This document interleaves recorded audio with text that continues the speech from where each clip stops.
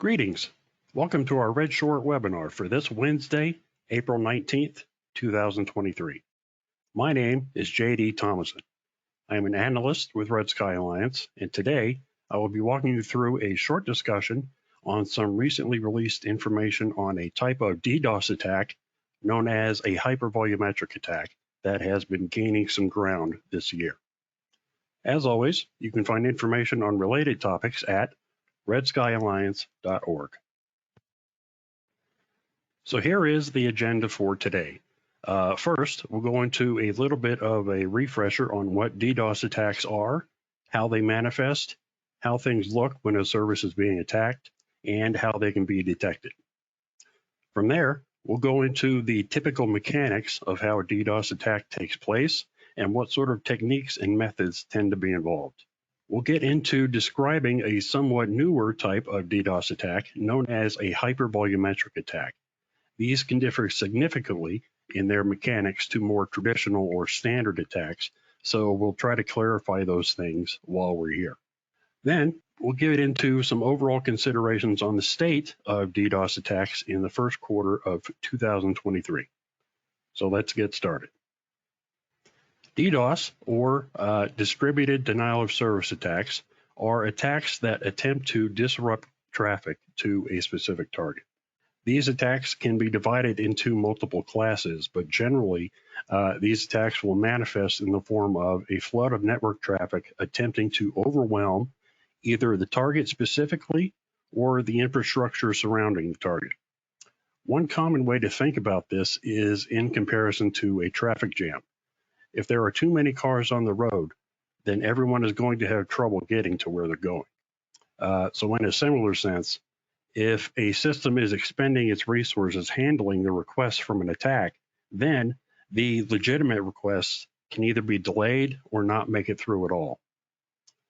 Unfortunately, it can be difficult to identify an attack for sure in some cases because of overlapping symptoms with a variety of networking issues.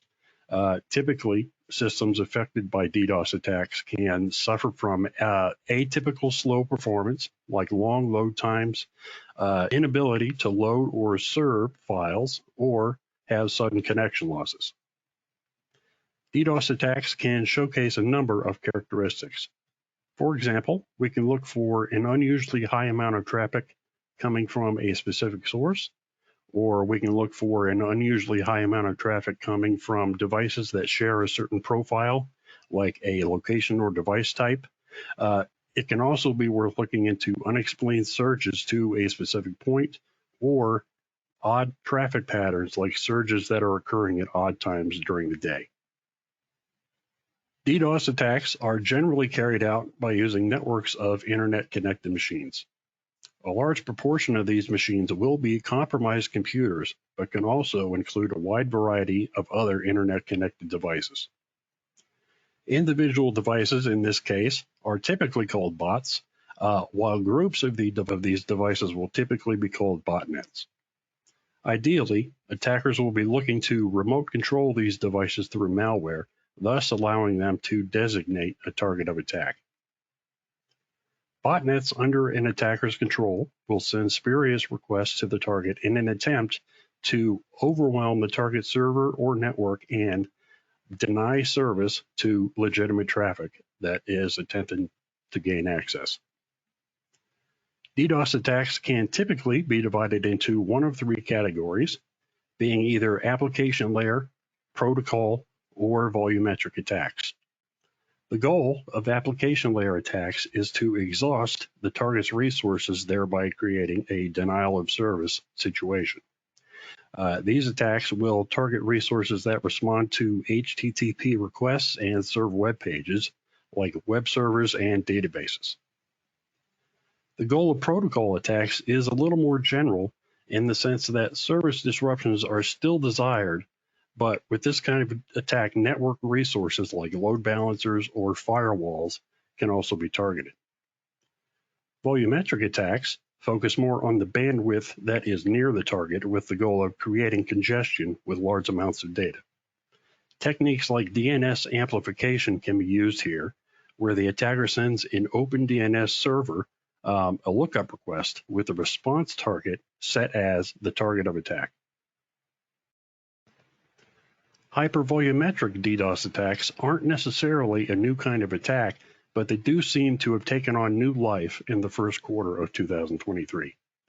They have shifted from relying on compromised individual devices like personal computers or phones, and are now looking to leverage breach cloud platform assets like virtual private servers or VPS. By leveraging these cloud servers, attackers can seek to exploit fewer systems than one would previously think to achieve high-performance level botnet. In many cases, these botnets can be built quicker and easier and can even be up to 5,000 times more powerful. Attackers will seek to gain access to these virtual private servers by compromising unpatched software or by hacking into management consoles with leaked API credentials. During the first half of February in 2023, Cloudflare detected dozens of hypervolumetric DDoS attacks, many of which were achieving between 50 and 70 million requests per second in performance.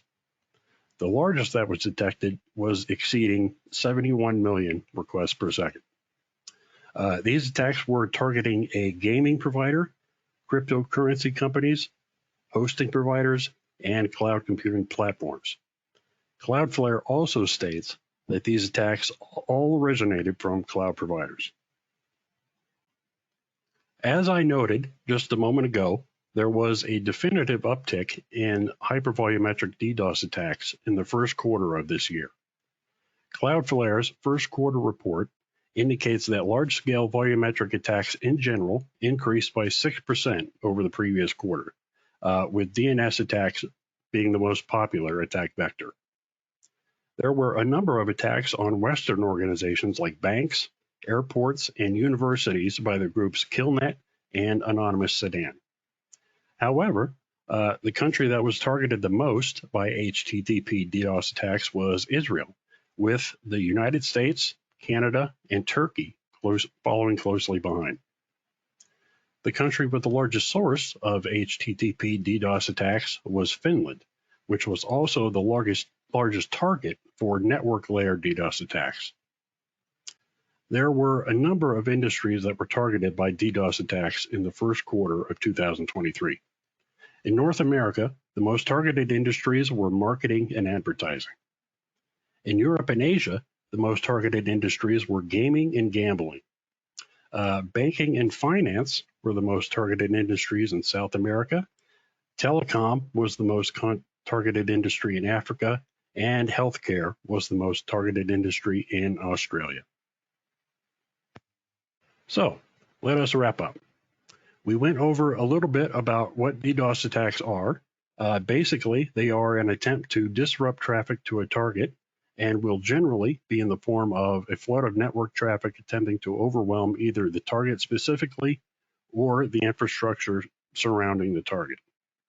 We pointed out that DDoS attacks are carried out by using networks of internet-connected machines.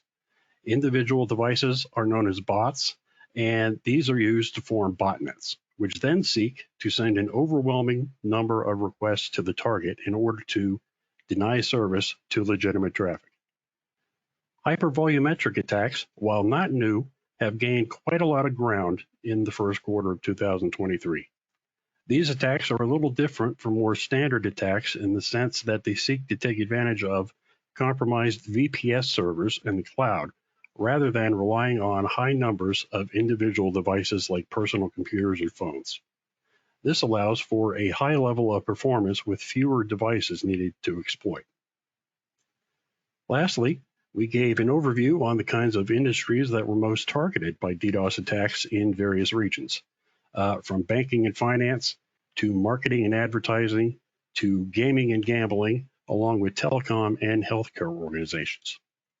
There was a clear increase in the number of hypervolumetric attacks, and Israel was the country targeted the most by DDoS attacks. And that is all for today. Thank you for joining us. I hope you enjoyed the material and found it useful. If you have any further questions on the subject, you can contact us via Jim McKee at jmckee@redskyalliance.com. As always, you can find information on related topics at redskyalliance.org. Have a nice day, and we hope to see you again next week.